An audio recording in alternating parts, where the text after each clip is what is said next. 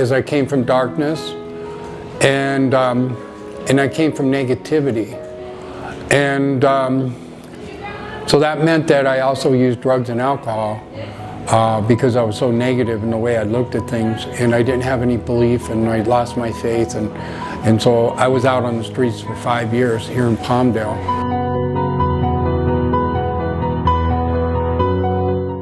Before I became homeless, I was a homeowner. I owned the house for 15 years. I worked in the field of recovery.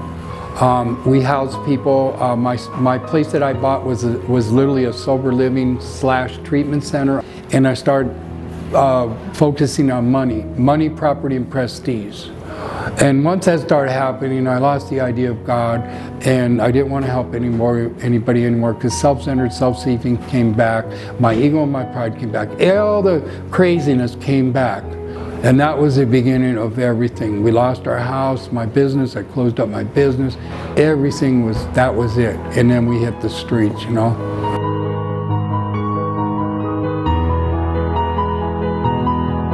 When I was out on the streets, you know, trying to look at somebody in the eyes was almost impossible because I had a lot of guilt and shame.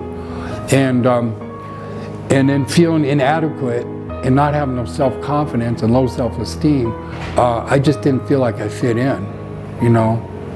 And people were saying, get a job, you know, and the people weren't bringing me up, they were bringing me down. And today I realize how important it is to bring people up through my experience of being brought down. I had to do something to survive. And so I did whatever it took, you know.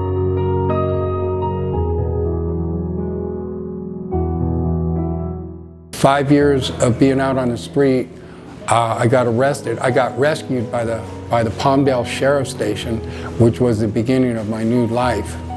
And 3 years later, I got to thank the sheriffs for taking me to jail and saving my life.